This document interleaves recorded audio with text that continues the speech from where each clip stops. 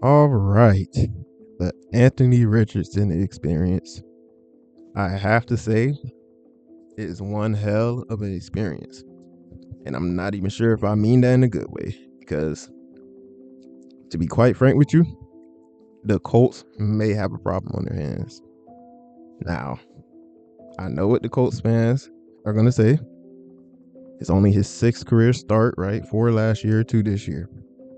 But the amount of inaccurate passes this man throws, it is very alarming. I'm going to be honest with you. And more importantly, the reads that he misses. But on a play like this is one of the rare, or should I say, common missed throws from Anthony Richardson. Now, this one is a little bit excusable, right? As you can see in the yellow circle, you got a little bit of pressure on you, right?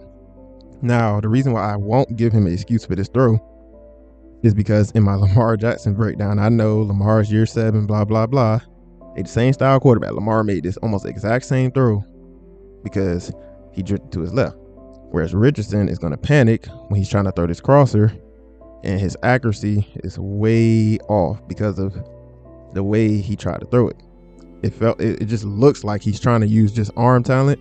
Didn't really have his feet set. He didn't have a strong base when he was releasing it, so it sails on him, interception. Then we come to this play, which is one of the good positives, like I said, the Anthony Richardson experience, where this is basically a double move, right? So you got the receiver up top. He's just running, I don't even know what I want to call it, like a dig, maybe. But AD Mitchell's going to run this double move to the sideline. Richardson throws it with anticipation, and this is probably his best throw of the game, in my opinion. There's only one I would say was probably his best throw. I mean, footwork was good. Everything was perfect on that one. That's the stuff you want to see more out of Anthony Richardson. But in my opinion, his biggest problem right now is for sure consistency. Like, his accuracy is all over the place. And I will say, Green Bay was too high, right? Whole league is. But there's just some throws made that it just felt forced. And I mean, there's no better example of not necessarily missed throw, but just him missing a read, right? So on this play, the blue circle is just an open space that he could have threw into. And this play in particular was a play he missed a lot in this game. Like, I feel like him missing reads is probably a bigger issue than his accuracy. His accuracy comes down to footwork, mechanics, etc. But missing this tight end in that big of a gap to the jump ball at no chance is kind of crazy. And it's crazy to me because you're looking that way, Anthony, right? Like, you can see this play right here. He's kind of under pressure. It's the same play, but this is just me showing where he's looking. His helmet is turned that way. He's definitely looking that way. And he throws that instead of throwing it to the tight.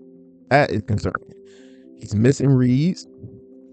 And the accuracy can be hit or miss at times, right? But like I said, I feel like missing reads is probably my biggest concern. Then he had these two plays where he just straight up fumbles the ball. Now, this first one, I'm not even sure who you want to blame, but I'll probably lean quarterback because it looks like he was trying to pull it, which I would assume he was. The DN went in, so he was trying to pull that one. Then this one was just a mess from the beginning. Now, I'm not going to put much blame on him for this fumble. It looks like a bad snap to me, but he definitely gets two hands on it, so I would say you got to catch that one, but it was a low snap, so I'm not going to put too much on him for that one. But here comes probably my favorite play of the day from him, right? Like that double move was tied to AD Mitchell, but this is what I wanted to see from him. This play, he has pressure coming off both ends, and he's going to have, I want to say, Alec Pierce up top was running like a really deep dig. This is game. Unique arm, steps up in the pocket. To what you want to see, man. You want to see him really and make the right reads, because in this game he throws the ball and I'm like, Anthony, you had a better option and you were looking in that direction, and there's no example. Probably the worst of the game for him, in my opinion, because as you set back, you're in a clean pocket. Now, I'm not even hot because you got the ball out quick. That's a good decision. The good decision was getting the ball out quick. The bad decision is who you threw it to. because the tight end in yellow is who he's going to throw it to. But as you can see, A.D. Mitchell was definitely about to come wide open. Like, even before the linebacker turns, you can kind of see, like, if you're going to throw it to somebody, you might want to throw that at A.D. Mitchell. So he wasn't throwing that seam route all game. And then the one time, you feel me, that he really tried to hit it, the linebacker read him like a book. I mean, once again, it's really decision making that's his issue right now, as well as his accuracy, which can be fixed, but I am concerned. I really am. Like, once again, the same seam route that he kept running all game and was getting open. But this time, the Packers have obviously caught on, because this safety that's right around the 16-yard line, there's a safety just staring it down. And then once again, another missed throw. I mean, if that throw's accurate, he might have had 4 picks. You know what I mean? Like, if that throw's accurate, he might have had 4 picks, right? Here comes another play. Decent footwork and behind the receiver. Once again, these are the issues you saw with coming out of college. This is my biggest concern with him. It's not even that he's only had so many starts. It was the fact that he just didn't show good accuracy on film on majority of his plays. Like, he's an elite runner, right? Speaking of runner, here comes a play where I feel like most people are going to disagree with my analysis of it, but I personally feel like he has a receiver up top, right about 10-yard line. There's a receiver running like a 5-yard in. He's going to be wide open. But as I'm going to show, I think I showed the other angle, Anthony Richardson, another issue. He really stares down receivers at times. And this is one of those plays. He never takes his eyes off the left side of the field. Now, here's the good part. He has the legs to make up for it on 4th down and get the 1st down, right? So it's like a positive and a negative, because like I said, I'm showing you the same play, but look, his eyes never come off the left side of the field. You can't stare down your receivers like this. This is not going to work. This is not college. This is not PE. You can't stare down in the NFL. You're going to throw picks, buddy.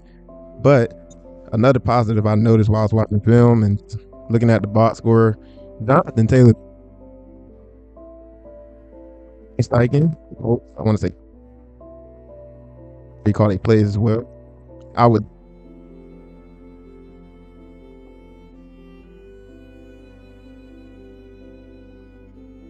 It's like 8 carries. So if I'm Shane Steichen, I'm running the ball more. Anthony Richardson looks really raw as a passer, which isn't like the biggest surprise since he's technically a rookie in a sense. But like, even for his standard, I didn't expect his accuracy to be this raw. To fix it, he's missing certain reads on the field. Accuracy is a big issue. And more importantly, you're 0-2, right? And you're about to play the Bears, so you really need that win against a rookie. So the Colts got to figure it out quick, because the Texans ain't playing no games, and it's going to be hard for him to catch up to them and really be able to compete for the division title.